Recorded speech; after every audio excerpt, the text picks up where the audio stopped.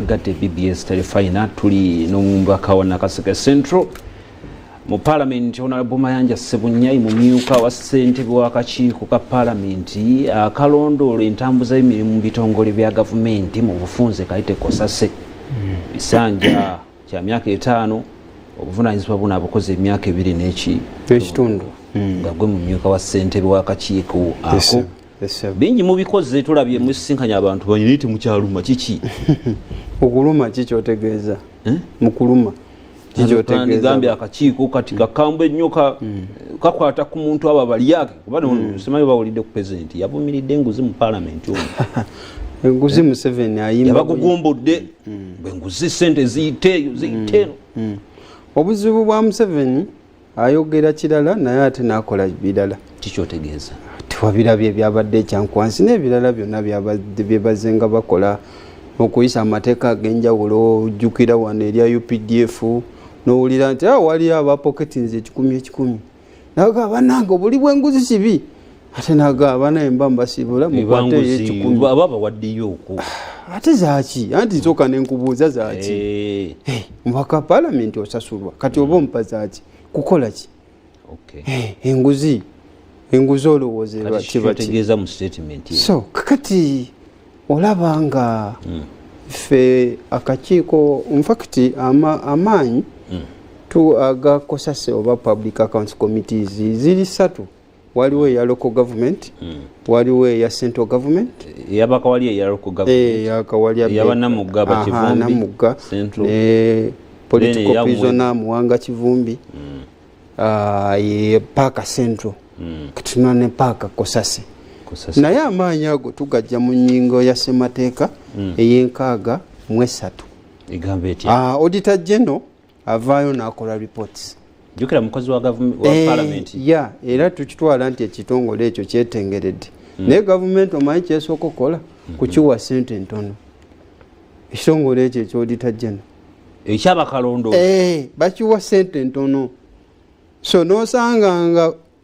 institutions n'ebitongole balina okugobera n'okumanya okujja report ezo zisobole okujja mu bukiiko buno kantono nnyo ze basobola okukuba mu tooki bayinza okuba bakola ebitundu nga 3 ku buli 100 ebitongole basobola okugenda balondoole batunuulire ensimbi n'ensaasaanya yaazo kubanga tebalina bakozi bamala kati ekyo kigenderere ti ababbi bayitireeyo baleme okutuukibwako ababbi tebaagala kubeera exposed kati auditor general mu nnyingo y'enkaaga mu 3 bw'amala okukola reports azireeta zijja ku floor ya parliament then zitandika okusaasaanyizibwa local government ne bagenda ne batunuulira zi district ensimbi ze zifuna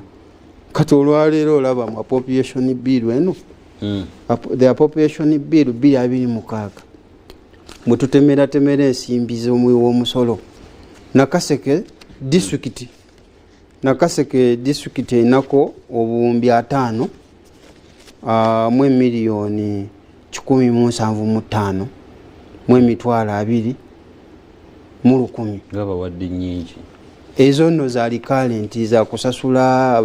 basawo basomesa abaani abakozi kati eza development Nakaseke yaweereddwa Nakaseke district yaweereddwa obuwumbi 4 oyitabye towulidde expenditure recurrent Nakaseke district yafunye obuwumbi 5 mu miliyoni 175 enkulaakulana kuba ekyali population bill naye egenda kuyita kituufu sisuubira kukyusa biwera naye era nga tukyagikuba mu tooki babadde kyankwansi kakati eza development buli obuwumbi 4 mu miliyoni 228 za development zokulaakulanya Nakaseke ziri obuwumbi 4 naye zigenda mu bakozi n'ebirala buli obuwumbi 5 kati ke kakiiko kali akawaka wali akatunula mwezi zigenda mu zino district zani municipalities zino ensimbi ate era zamuwa musolo ontegedde naye eza Nakaseke development buli obuwumbi 4 mu miliyoni 228 naye ekyankwanzi mu 7 yagabye meka obuwumbi 47 sente z'ekyankwazi nga zakulumye nnyo si kutuluma bati twagala twogere ku kiriwo nti ekikolebwa kikyamu si kituufu omusajja okutunda enteezi n'awaako mikwano gye bemikwano gye bannakibiina bali bagundi baveeko ba Misa Kabanda kyogana nawe oyagala twala ebyo bye boogera nga gwe munnamawulire kiddala yatunze enteeze naye Nakaseke yaweddwa obuwumbi 4 mu $2,28,000 eza development the whole district the whole what district kakati Nakase Kosase ne tukuba tochi mu nsimbi ezigenda mu commissions mu statutory authorities state enterprises government ebane business agency government ebane commissions government ebane authorities kasi Kosase kuba tochi mu ebyo bitongole ndoza biringa mu 10 n'okusoba wewawo nga ne time wetu webwa nayo temala kyokka ate era n'olita jeno naye byonna ebyo ebitongole tasobola bikubamu tochi ripooti ezo okuleetebwa kubanga naye amalirizibwa bino byetulabako byateekamu ripooti ze kuba bitono nnyo ku ebyo byalina okunoonyerezaako kyokka ate n'ennyingo ey'enkaaga mu ennya ekugamba nti ezo ensimbi nga zitunuuliddwa na buli kimu mu yokubiri egamba any person holding a political or public office who directs or concurs in the use of public funds contrary to existing instruction shall be accountable for any loss. Nti gwe wenna ali mu public office bw'onookozesanga obubi ssente n'ova ku mateeka n'ebiragiro n'ebirina okugobererwa onoovunaanibwa ojja kuvunaanibwanga ne bw'onoobeera nga toli mu ofiisi n'obeera wanyuka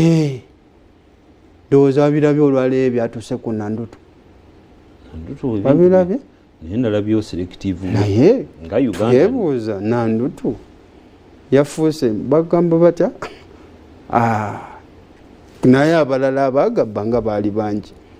balugolobi baani n'abalala bo tubalabawa bamusaasizi baminisita bo baliwa tituganyi abantu bavunaanibwa emisango nga bakozeseza bubi ensimbi z'omuwoomusolo naye amateeka galeme kubeera n'abaana na byana kyolengera galeme kubeera n'amaaso kati ani omulago badde ayagala bakwate kakati olwaleero twebuuza balugolobi bo baliwa wano bamusaasizi baliwa wano bannabbanja baliwa naye omwagala bamukwate ate nga lwaki tewali waggulu wa tteeka bakugambye ojja kuvunaanibwa wano omuntu yenna tasobola kukwatibwa era tasobola kuvunaanibwa mu mateeka ng'akyali mu ofiisi ayinza kubeera Mwai Museveni President Museveni Mwai Museveni kyogamba si Museveni President si linnya lye kimujjako kuba nti ye Museveni so yayinza okubeera nga olw'okuba akyali mu ofiisi naye abasigadde bonna nno baabo simanyi obuyagala babakwatibwa nga lwaki tebakwatibwa Kasayija bakasayija naye twebuuza baabo Museveni nawulira agamba mbo beetonda mbo beetonda producer asose n'agitulaga disiti gy'obadde oyogerako njagala bagikomyewo ng'amintu naye bamukwate by the way ng'ovudde ku njagala oyogere ntiki buli muntu yenna bw'abeera nga wakozesa bubi ofiisi ng'ovudde ne kwekyo kyokka ekyo ekyamabaati ago bifaananyi bibi lwaki nga takwatibwa lwaki nga takwatibwa lwaki nga tebamukwata oyo abo oyo yazimbamu oba embuzi ze yazimbiramu ekiyumba abo bonna abo bonna kabeera teri yali waggulu w'amateeka nfakiti olaba Kosase nga bwe nkunyonyodde obuyinza gye tubujja mu nnyingo ki ne rules of procedure tukoze reports yensonga lwaki ogambye mbu akakiiko ka Kosase tekakyaluma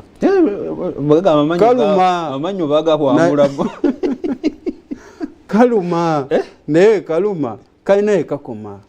kyogamba Sebunyo oyagala kunsanga nga ndi ku police station ndi mukunoonya agundi kale katugeze ndi mukunoonya nabanja kyekiremesa okubeera ziba nungi mukoze reports nungi naye kyekiremesa okubeera nti okutekesebwa mu nkola buzibu wiiru mu Luganda kyeki ya commitment will